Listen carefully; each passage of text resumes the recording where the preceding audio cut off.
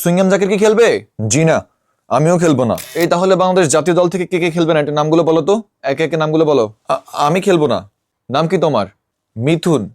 ও, Lord মিথুন। হ্যাঁ, তুমি খেলছোই বা কবে? সবসময় তো দেখতাম ব্যাট একটা কাঁধে করে নামো আবার উঠে যাওগা। তুমি খেলবে না, খুব ভালো হয়েছে, আমরা শুনে খুব খুশি হয়েছি। এখন বলো, তোমার সাথে যে একটা বন্ধু ছিল না, যে লর্ড শান্ত, সেও কি খেলবে? না, শান্ত ভাইও খেলবে না। আমরা দুজন খেলা থেকে বয়কট করছি, আমরা আর খেলাধুলা করবো না। সেও খেলবে না। আমিন। আজকে 2 রাকাত নফল নামাজ পড়বো। তো সুইংগাম জাকির কি খেলবে? জি না, আমিও খেলবো না। তো তুমিও খেলবে না? আলহামদুলিল্লাহ। তোমার পিছে যে পরিমাণ সুইংগামের টাকা খরচ হয়, ওই সুইংগামের টাকা দিয়ে আমরা কিন্তু একটা নতুন বোলিং কোচ রাখতে পারতাম। থ্যাংক ইউ সো মাচ, তুমি খেলবে না।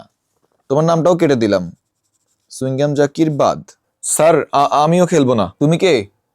আমি শামিম। কোন শামিম? স্যার, ওই যে ভাত শামিম লোকে বলে আর কি, ভাত শামিম। খুব ভালো হয়েছে, তুমি খেলাধুলার কোনো দরকার নাই। তোমার খেলাধুলা করার কোনো দরকার নাই, তুমি গিয়ে ধান চাষ করো, ধান চাষ করে ভাত খাও। বাবা, তুমি ভাত খাও। ভাত শামিম না তোমার নাম? তুমি ভাত খাও। শামিম কাটা। দ্রুত বাকি নামগুলো বলো, কে কে খেলবে না, নামগুলো বলো বলো বলো। স্যার, আমার নাম মিরাজ, আমিও খেলবো না। কোন মিরাজ? ওই যে দালাল মিরাজ? হ্যাঁ, তোমার নাম তো দালাল মিরাজ রাখা উচিত। তুমি শুধু শুধু মিরাজ কেন বলো? শুধু মিরাজ বলবা না, দালাল মিরাজ বলো।